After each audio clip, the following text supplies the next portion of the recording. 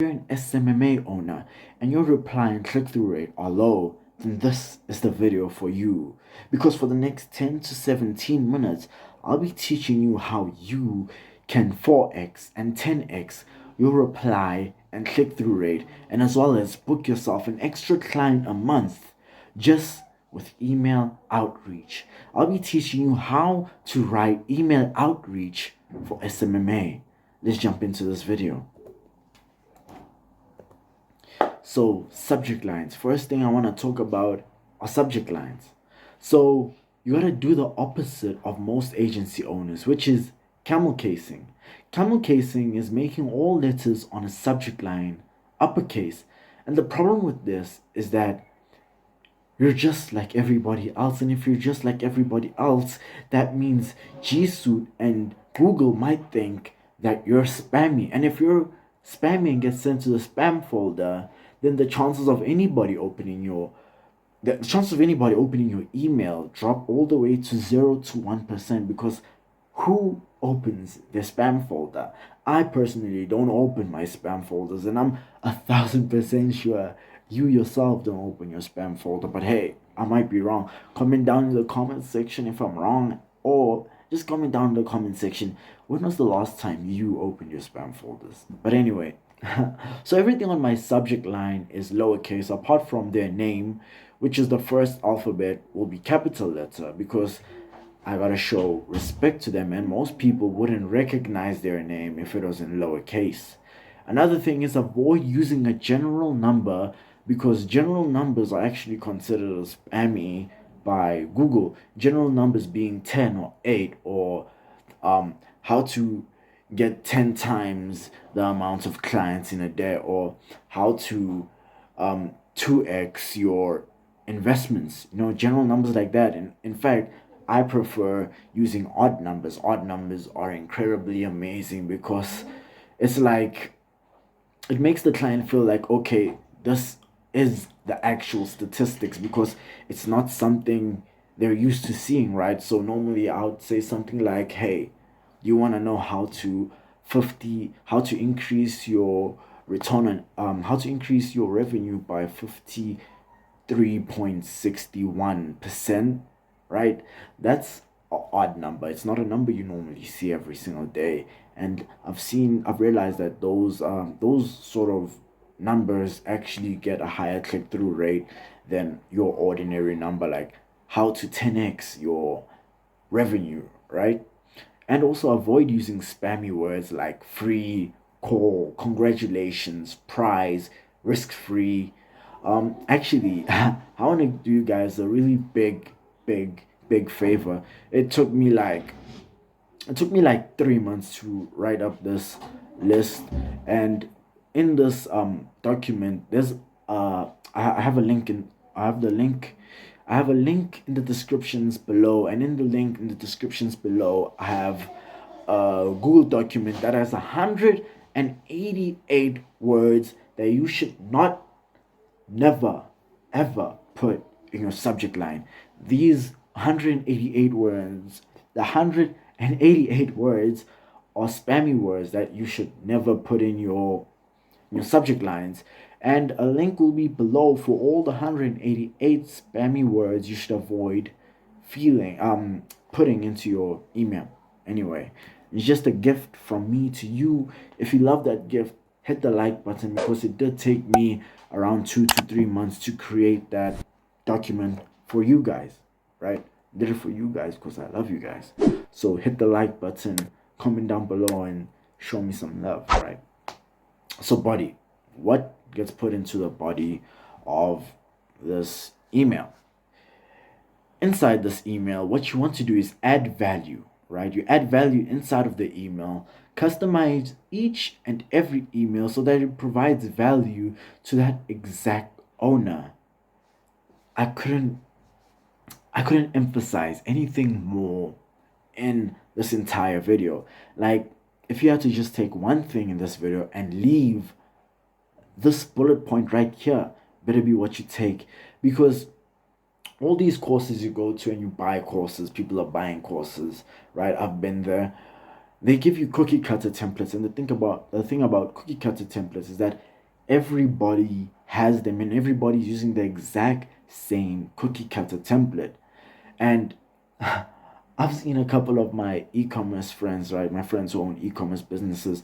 The thing about that is that you have no idea how many emails that these people get. Like, it's insane. My friend had like 5, and he got those 5 while we were like sitting together at the restaurant. But anyway, you got to ensure your mindset is optimized and that you're there to provide value and believe in your service, not just about you trying to sell them on something. See, you got to provide value, right? Tell them something you saw on their website or something you saw on their ads library, and how you would and what you would do differently to improve their revenue. The value that you provide to them in the email has to be something they can take there and then, implement, and see an improvement in their revenue. And if you're just too scared to do this, it's okay. I have other alternatives you could use instead of providing value. If you're afraid they wouldn't want to work with you and they just take the information you give them and run away. The thing about that is that they won't take the information you've given them and run away, because they trust you more than they trust themselves with using those Facebook ads to provide and increase their revenue. And if they ignore that and don't even implement what you've given them, chances are they won't even implement it themselves, right? If they don't reply to you, chances are, number one, they won't implement it themselves, or number two, they didn't even open your email, right? Let's go to the second part of body. Ask yourselves what sort of questions are floating in their head while reading your email, such as, who is this? What does he do? Why should I care or read this, right? Ask yourself, what sort of questions are floating in my client's mind when they see that I've sent them an email and while they're reading my email. And like, these are the 3 main things that they're probably asking, and there could be more, right? These are just 3 simple main ones that if they aren't in your email, that's a very big situation. But these are the 3 main ones that should be in your email, and if they aren't, you're doing yourself a disservice, because they need to know why you're emailing them, right? They need to be sure that you're not just doing it for fun, right? Because any business owner values their time, and they don't want to see you don't want to seem as if you're wasting their time, because time equals money, right? And if you're wasting their time, then you're screwing around with their money. Customization equals higher response rate. This is also something I couldn't emphasize more. Customization. Don't go out there using cookie cutter templates. You have to personalize every single email to the owner and business you're reaching out to, right? Bring value to ensure that even if it's one tip, make it a detailed tip that they can take and it will actually help improve their value, right? If you do not want to do that, then bring value to the owner's day by some entertainment, using some puns that are specific to the niche that specific owner is in, right? So if you're too shy to bring value to them, or you just don't want to bring value to them at all because you're too scared that they'll take the information and run away, then provide value to the owner's day by just lightening up his day, using puns that only people in his niche would know about. Because remember, I said in one of my videos that each niche has its different words and different, like, each niche has a way they communicate. Each niche has some slang words that they use and that only they know about, right? So you want to avoid some superficial thing like, hey, my name is BKhunga, and I noticed that you aren't running any ads and you're leaving a whole lot of money on the table. Some cookie cutter template, that is. Number 1, that comes across as fake. Why would you care about their business and money like that? Like, why would you care about whether the fact that they're losing money or not? That's none of your business that they're losing money, right? These are the questions that are going through their head. So avoid words like that. And another thing is that most cookie cutter templates you get from these courses are damn right rude. I mean, how would you feel if I came to you and said, hi, I noticed something concerning about the ads you run, or I noticed something concerning about your digital marketing strategy or campaign, right? So, because basically what you're telling me is, whoa, your digital marketing is horrible and I can make it better. That is rude. I don't even care if you can make it better because you have just ruined my day by telling me that my digital marketing campaign is concerning, right? Set yourself apart. I'm begging you guys, please customize the email for each business, right? Where to get the business's information from, right? Go to a go to the About Us page, and maybe there will be the business's accomplishments or some events they've gone to, right? Or search the business on Google, then pull up sites and information from places that are not related to the business. So you'd want to search the business on Google and then find places that business has been mentioned from sites that aren't owned by the business, right? You wouldn't want to look for information on the actual site.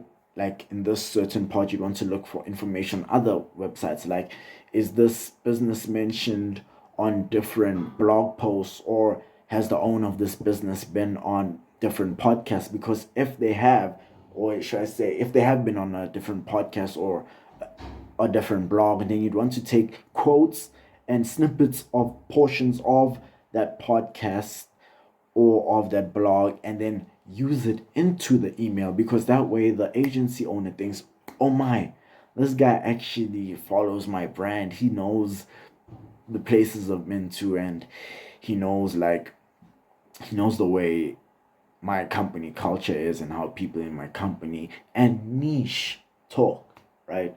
Another thing is you could go to the business's social media platforms and look at their posts and comments. Now, this right here on its own is powerful, because when you go to a business's social media page, and or should I say platforms, and check out the posts and the comments, there are two things you'll see. Number one is what that business product is most strong at. Like, why do people love Margaret's pies, right? Is it because of the smell? Is it because of the packaging? Is it because of the branding?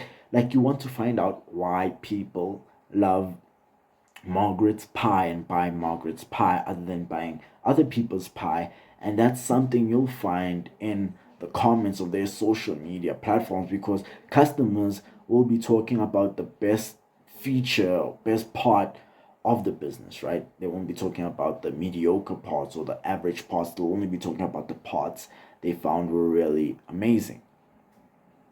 And number two is you'll find out the sort of things that the business posts.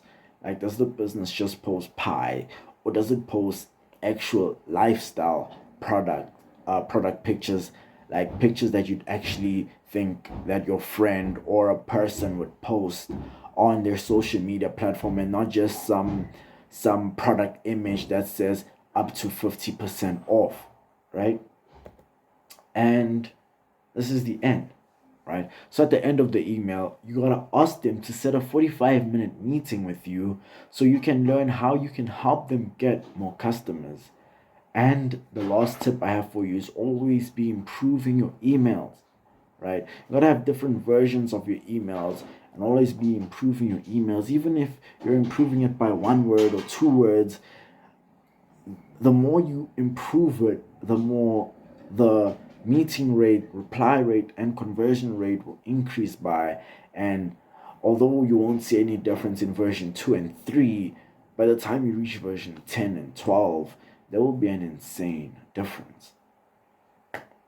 Anyway, I'm glad you watched this video. We've sadly reached the end. This is the worst part of the video for all of us.